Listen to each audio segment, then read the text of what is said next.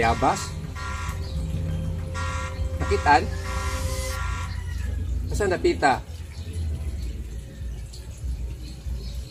Biasa maron. Gibutang sa bangko. So sige kada akong kuno na lang trabahoon. Dugay ra nako nang gibulong. Sige anak ko diha. Nakaandam na ba ang kuan? Lamisa o kanang butanganan. O sige kana na lang, diha na lang ko.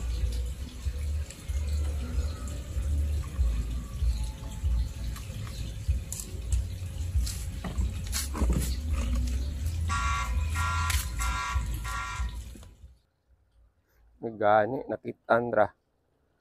Mabuti nila nakitaan ra ni. Akala ko wala na akong bayabas na halaman or bonsai materials. So good morning sa inyong lahat. Ngayon ito na naman ang isi-share ko sa inyo, itong aking bayabas na bagura nakita. So na pasok pala doon dito sa likod ng area. So, kaya hindi napansin. So, ang daming sangang namatay. So, nag-produce pa siya ang bunga. Kaya ko nalimutan ito kasi parang naano ako kasi ang tagal lumiit yung dahon. So, ngayon lumiit na siya pero hindi masyado pa. Kaunti. So, tapos ang gawin ko na lang dito kasi naghanda na sila ng malilipatan. Yung welcome, kasi hindi na sikat yung welcome ngayon. Wala nang i-welcome, kaya hindi na sumikat. So itong bayabas ko ito, ilagay ko dyan sa pot ng welcome. Dahil pagpalit sila, mag-swap. Dahil ititrim siguro ko ito sa taas para magdahon ulit itong sa baba. Sayang, wala ito. Ang hirap pa lamang maghanap ng materials na bayabas. So, this is the welcome. Yung tanim ng asawa ko dito, tinanim sa masitira ko na pang bonsai. Then, ito yung aking hanap man. Laro ka na. Bayabas. So, daghan na kayong sagbot. So, ilang years ito natago. Then, nag-produce siya ng bunga. Pero, sacrifice itong bunga para maklaro gamay. Sige, hanap mang yun.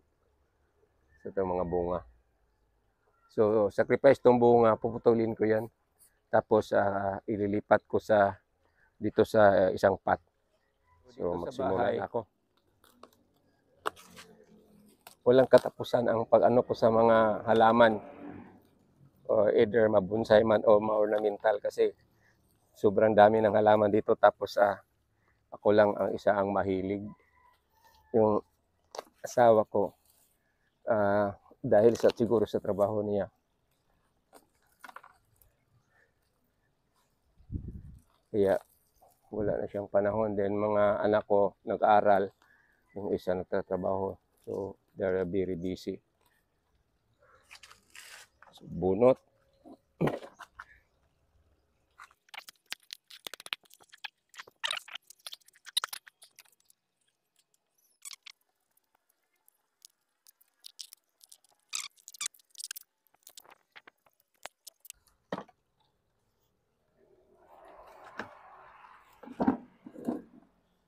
So, ginawa ko, hindi ko tuputulan ng ugat kasi jutera man siya. Konti lang, pinalitan ko na lang ng yung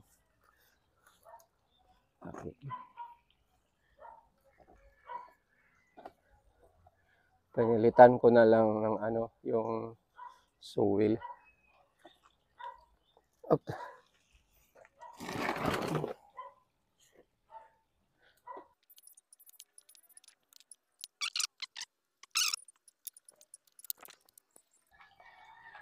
So ito na, naitanim ko na.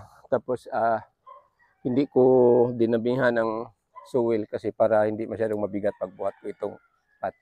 Sobrang laki. Then may sanga dito na sanga na ito.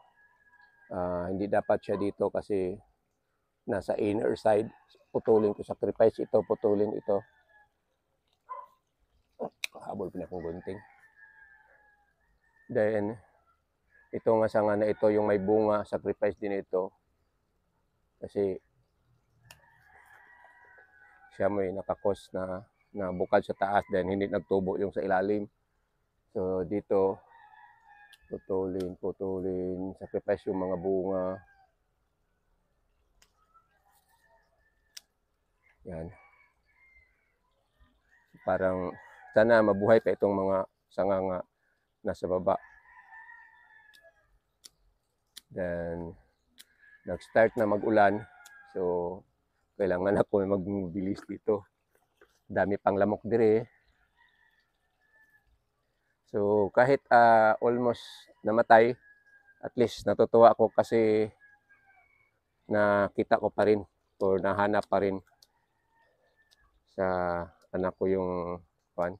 Muntik na ito siguro malagay sa dauban or maitapon kasi hindi siguro nakakilala yung asawa ko dito, yung anak nakakilala ko. Kasi dahil sa bunga, sa dahon hindi niya napansin na bayabas daw, pero sa bunga sabi niya maliit na bayabas.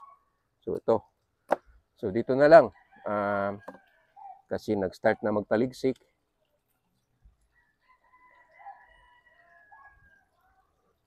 Just hope mabuhay ito pa. So saan ko? Diyan na lang sa gilid ko ilagay. Wala nang malalagyan dito. So again, for this morning, start na mag-ulan. Ito lang masishare ko sa inyo with my gunting. Natagpuan ko na rin yung nawala kong bayabas. So, sabi niya, hindi man tama pa humanaan.